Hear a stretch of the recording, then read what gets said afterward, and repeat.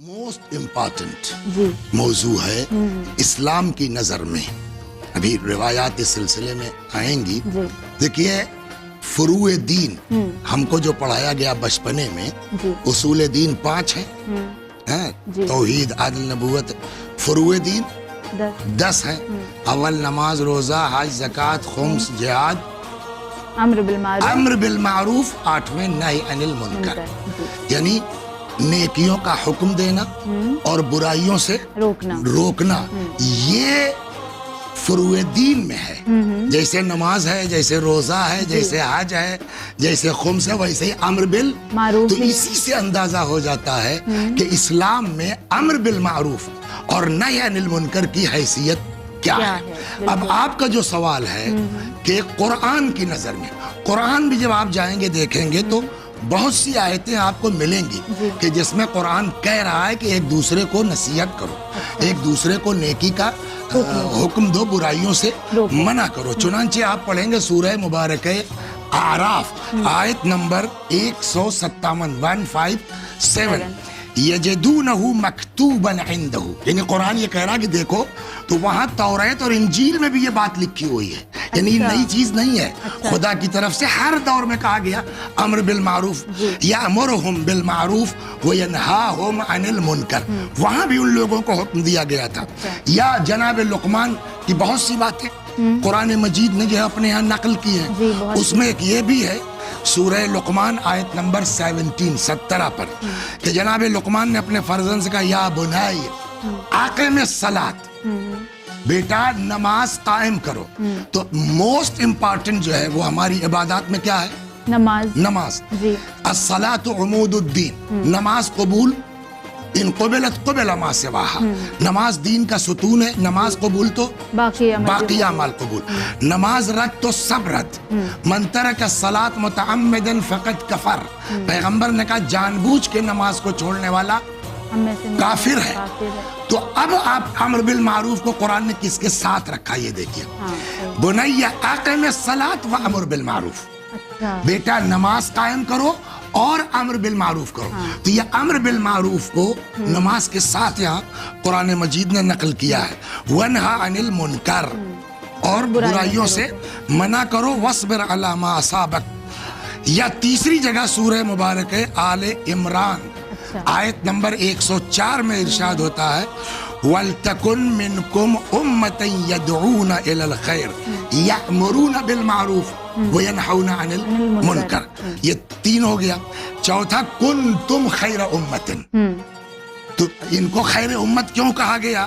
اخرجت للناس تأمرون بالمعروف وتنہون عن المنکر. اس لیے کہ تم لوگ امر بالمعروف کرتے تھے اور نہی عن المنکر کرتے تھے. تو اس طرح دیکھیں تو قرآن بھی بڑی تاکید کرتا ہے امر بالمعروف اور نہی عن المنکر پر. اچھا، احادیث میں اس سے ریلیٹڈ کیا ملتا ہے آگا؟ حدیث تو الا ماشاء اللہ، الا ماشاء اللہ. آپ گھنٹوں چاہیے. اب تو یہ زمانہ ہے کیا کہتے ہیں نیٹ کا، تو آپ خالی سرچ کر لیجئے. جو بہت سے جیسے ہمارے یہاں ہوا ہے نا جامع الاحادیث، جامع الاحادیث، گھنٹوں آپ خالی امر بالمعروف نہی عن المنکر. یہاں چند روایتیں میں آپ کو نقل کرتا ہوں. کتنی زبردست تاکید ہے. حدیث میں ارشاد ہوتا ہے کہ ان الامر بالمعروف والنہی عن المنکر. بے شک امر بالمعروف اور نہی عن المنکر سبیل الانبیاء. انبیاء کا راستہ. یہ انبیاء کا راستہ ہے. اس کو ہلکے میں مت لو. ومنہاج الصلحاء، نیک لوگوں کا راستہ ہے. منہاج کے معنی بھی راستے کے. فریضۃ عظیمہ، اور یہ امر بالمعروف نہی عن المنکر بہت بڑا فریضہ ہے ہمارے آپ کے لیے. بہا تقام الفرائض. اسی امر بالمعروف اور نہی عن المنکر کے ذریعے واجبات ادا ہوتے ہیں. اب 4 لوگوں کو سمجھائیں گے، ایک آدمی کی سمجھ میں آئے گا. بہا تقام الفرائض وتأمن المذاہب. اور اسی امر بالمعروف اور نہی عن المنکر سے راستے پر امن ہوتے ہیں. وتحل المکاسب. آپ دکان کھول کے بیٹھ گئے، آپ کو مسئلہ ہی نہیں معلوم ہے. تو اب یہ امر بالمعروف اور نہی عن المنکر ہے جو تجارت کو حلال قرار دیتا ہے. وترد المظالم، مظالم کو रद्द करता है, मतलब जी वतुअमर अल अर्द, जमीन आबाद होती है, अम्र बिल मारूफ और नही अनिल मुनकर से। एक जगह के ऊपर इमाम कासिम अलैहिस्सलाम ने अपने शियों की पहचान बताई है। अच्छा फरमाते हैं वक़द काना रसूलुल्लाह यतखत्तमु बियमीनिह, पैगंबर दाहिने हाथ में जी अंगूठी पहनते थे।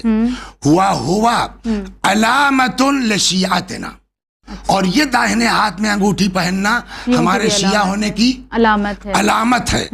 युरफून बिह, इसी से ये पहचाने जाते हैं। वबिल मुहाफ़ज़ति अला औक़ात सलात, दूसरी पहचान हमारे शियों की क्या है कि नमाज के औकात की मुहाफ़ज़त करते हैं, यानी टाइम पर नमाज पढ़ते हैं।